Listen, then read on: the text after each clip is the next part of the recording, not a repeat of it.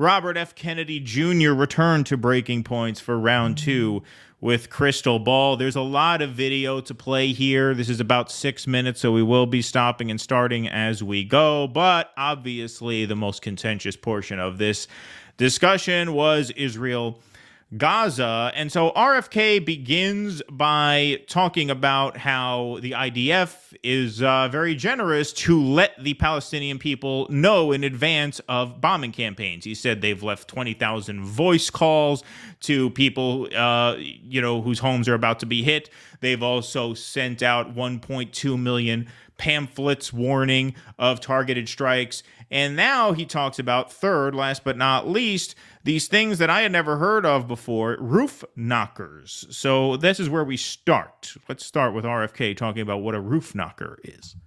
Knockers, which is a projectile that hits the roof 2 hours before they bomb the building to warn the people in that building to get out because they're going to bomb it. In warning the civilians, they're also warning Hamas. And so it makes it much more difficult. And, the fact there's many, many nations in the world that would just go and flatten the whole place, which Israel could do. Oh, they could do. They could do. Seems to me like they are doing it. And as for this whole roof knocker thing that you're talking about, so what he's talking about there is Israel will fire in a non-explosive projectile, as he calls it, that will knock on the roof of a house to warn the person in the house that in a couple hours, we're going to drop a bomb on your house, which, by the way, really nice of them. What a courtesy that is. Now, we've all seen footage online. I saw this one video of this woman, this journalist in northern Gaza, who was living there, and she switched from telling her child, don't worry, we're going to be okay, to don't worry, if we die, we'll die together, and it'll be quick. We won't even know when it happens, because when a bomb hits our house, it'll just blow us to pieces in half a second. We won't even know. So what that means is that they're not getting the roof knocker warning, because they're saying they could die at any second. And we have reporting on this, in case you don't believe me. CNN, October 11th, 2023, Israel seemingly stops knock the roof military tactic. Here's what it means and why it matters. The IDF have seemingly stopped the knock on the roof. The euphemism describes a military tactic first developed in 2009 and used in several conflicts since then. How it works, RFK pretty much just described how it works. I won't put you through all of that. But what's happening now? Highlighted text. Following Hamas's attack on Saturday, that was October 7th, this was published just 4 days after, Israel seems to have abandoned the knock on the roof. CNN has spoken to multiple people in Gaza and said they were given no notice when their homes were bombed. And they're saying what they said in the beginning. They said in the beginning, the enemy is about to face a level of assault that is unprecedented. So obviously, given the size and the scope of the offensive, they were not going to engage in the roof knockers. And don't worry, I don't have an exhibit for every piece of bullshit that RFK lets fly out of his mouth. But it's important to bring that up because what have we said about RFK from the very beginning? He's a lawyer. What does a lawyer do? A lawyer will throw out a factoid and they'll trust that you don't know enough to counter them. That's why it's very tough to debate him, because he'll throw out something like that and you'll, well, what do you mean roof knocker? You know it doesn't make sense that they're putting these roof knockers out there. But then again, you don't necessarily know enough to call him out on it. And if you do call him out on it and he has a fact up his sleeve, he embarrasses you and now you look like an asshole, right? That's what a good lawyer does. But most good lawyers are good liars. And that's what RFK is at the end of the day. He's a good fucking liar. And so that was a crock of bullshit. They are not using roof knockers now. Obviously, they are just leveling the place as he said they could if they want to. Well, they are. It doesn't have to go in there and put IDF soldiers at risk in hand-to-hand combat. This is Hamas has made this stand. They're putting civilians in the way. What is Israel supposed to do? It can't leave Hamas in there. But Bobby, I don't think we should accept that from any state, Israel or any other. And I mean, they have rendered, hold on. They've rendered Gaza City uninhabitable at this point. And there's been reports documenting that some of the procedures that you're talking about that they used in previous wars, they're not using this time. They've emphasized this attack on quote-unquote power targets, which are things like civilian infrastructure and high-rise apartment buildings, not to get Hamas, but to create a, quote, shock in the civilian population. In addition, as I mentioned before, you have a collective punishment of 2.2 million people who are having their access to water, food, fuel, medicine blocked right now by Israel. This also appears to be in violation of the Geneva Conventions. Do you think that it's acceptable to impose a siege on the entire civilian population in Gaza? If there's a violation, first of all, I don't think that's happening. Let me explain. Second of all, if it violates the Geneva Convention, or if they're deliberately, at any point, anybody is deliberately targeting civilians, they should be prosecuted and they should be jailed and the key should be thrown away. People say this, but I don't see any proof of that.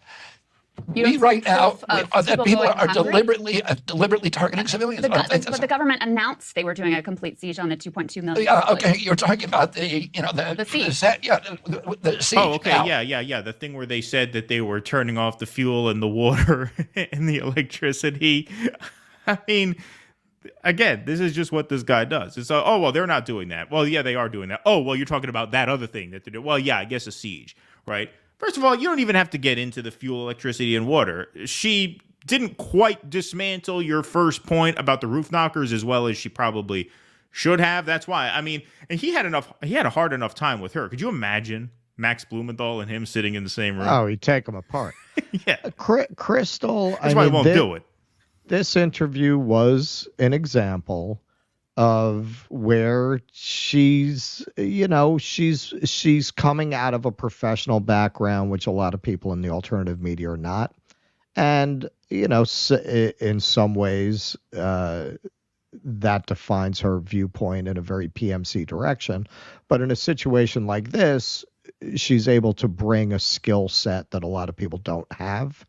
So I thought this was Krystal at her best through this interview, which does not mean it's Max Blumenthal at his best, but it's probably the best you're going to get for anyone that RFK is going to agree to sit down with.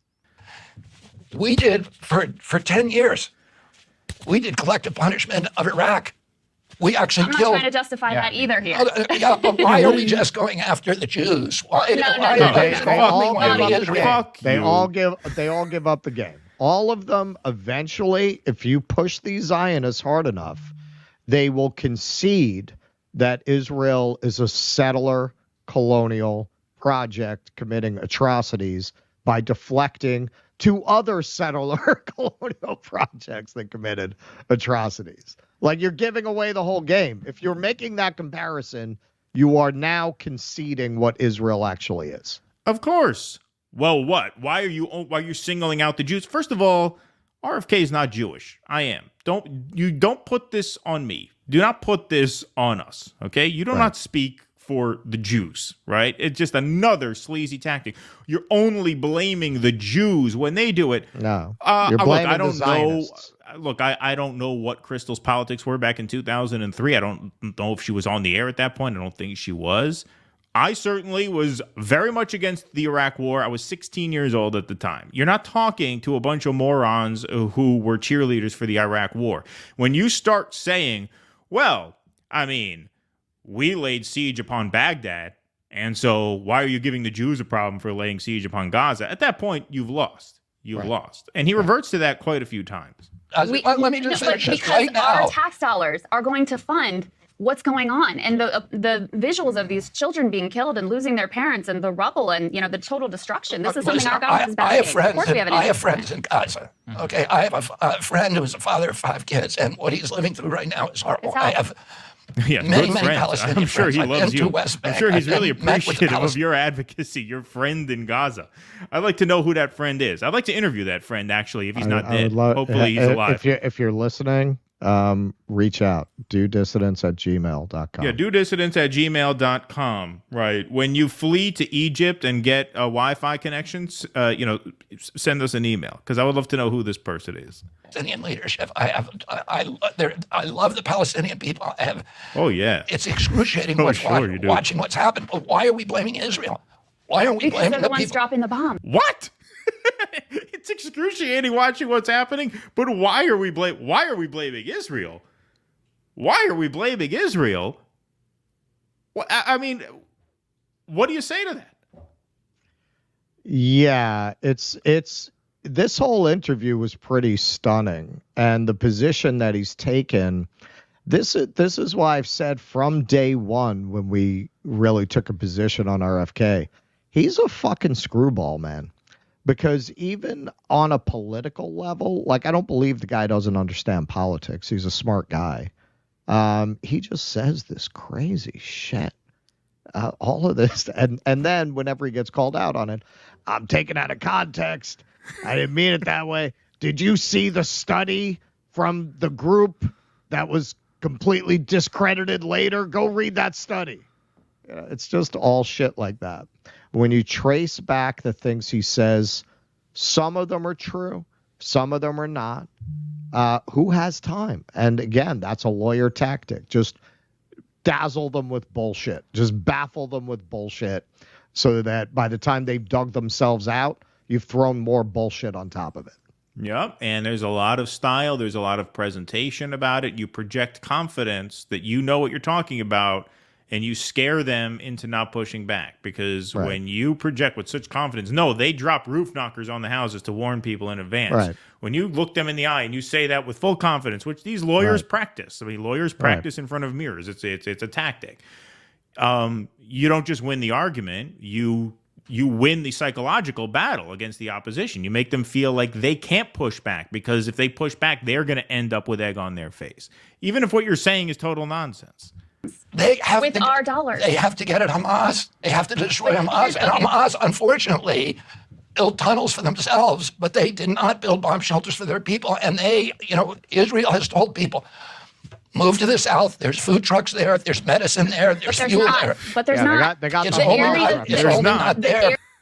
They got the halal trucks. They're making. There's also falafel. bombs there waiting for them. They've also been bombing the South. They've been bombing the South, and they came up with this crazy like zip code like scheme. Okay, go to this quadrant. So it would basically be like if you're in Manhattan and you're in Midtown, and they go, okay, so now go to 8th Avenue and 30th Street.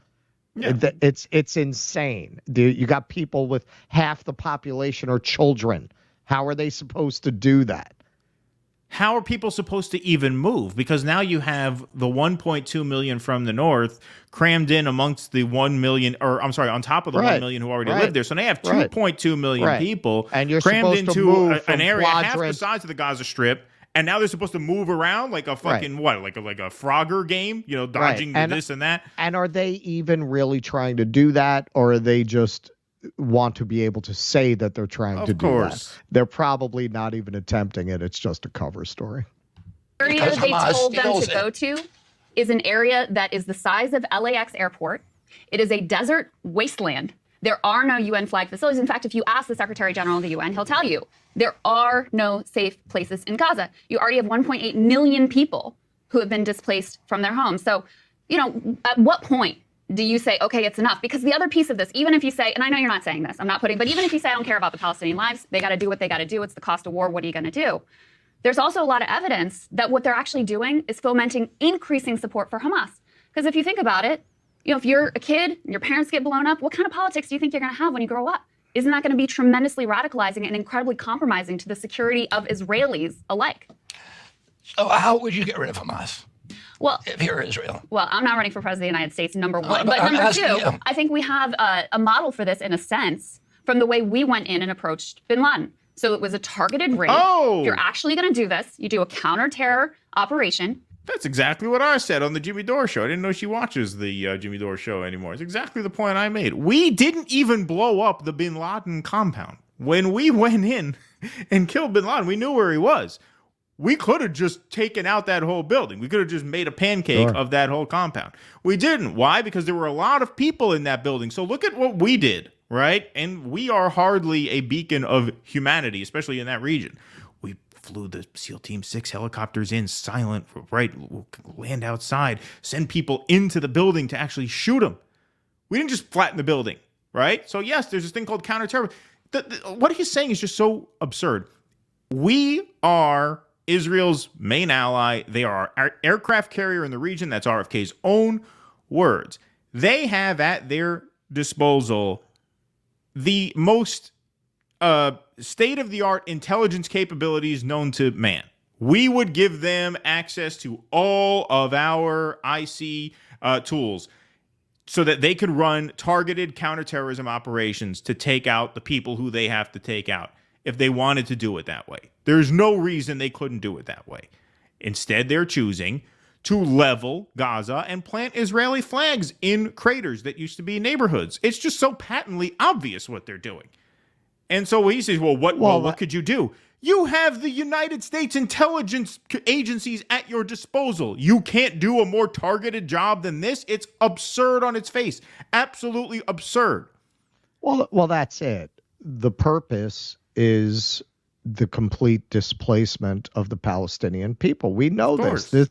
This just leaked that Netanyahu wants to thin out the population. It's also leaked that the United States is playing along, that the United States is reaching out to Arab neighbors with bribes, essentially aid money, to get them to take Palestinians. They're trying to get them out of that region, and it's just a continuation, as we'll discuss a little bit during the Bill Maher segment.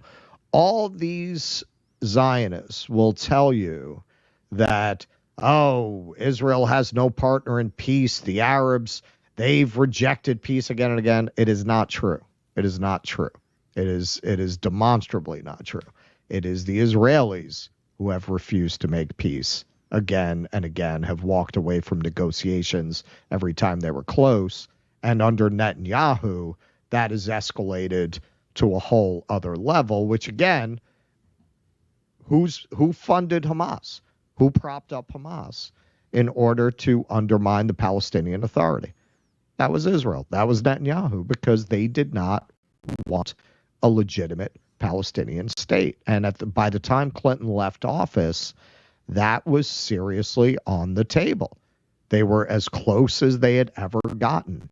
Netanyahu did not want it, so he propped up Hamas to destroy the legitimacy of the Palestinian cause. And here we are. And RFK, does he know that? It's hard to say what come out of his mouth that's just because he's a fucking psycho. How much of it is because he's a degenerate liar? How much of it he actually believes? Who knows? But, that we were way out ahead on.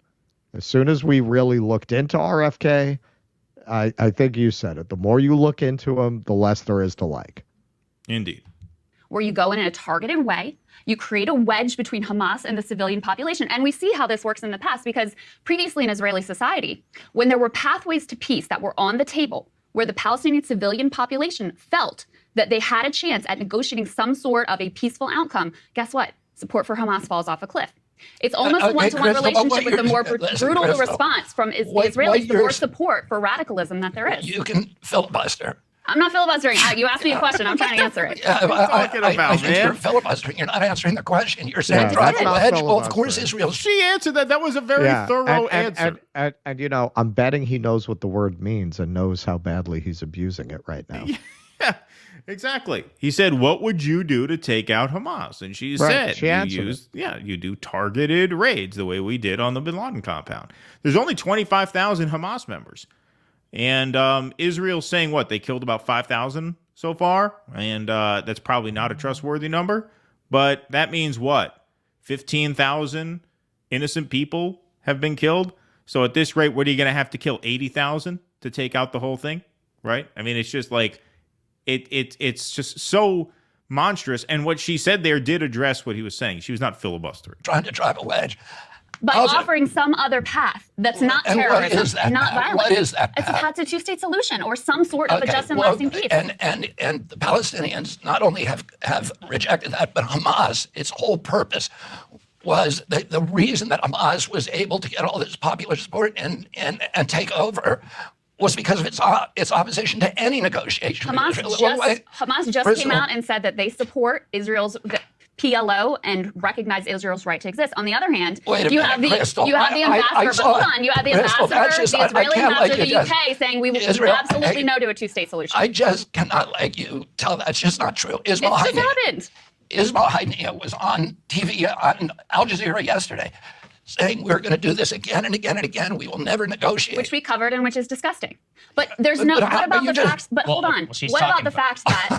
the fact that Netanyahu and his government have said absolutely no. They built up Hamas to try to thwart any sort of Palestinian statehood. But I'm not defending Netanyahu, and I don't co-sign what Netanyahu and Likud do. Israel is a divided country. 80 or 20% of the population are on the street demonstrating against Netanyahu. What I'm saying is the Hamas is a criminal enterprise. Sure. Yes. The Palestinian, and you talk about solutions for the Palestinian people. The Palestinian people are arguably the most pampered people by international aid organizations. They got Are you kidding me? No, Even before this war, 78% of people in Gaza say they had, not enough food to eat. Right. And why is that? Why are you blaming it? They're the most pampered people in terms of international aid. First of all, I mean, to let that slip out of your mouth, given the fact that 20,000 of them have been slaughtered, is quite low. Second, though, even if I take that point, even if I grant you that, right? And I know the chat is going to be like, what? What do you mean granting that?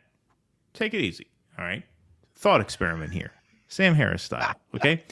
Why would they be the most pampered people on earth by international aid organizations?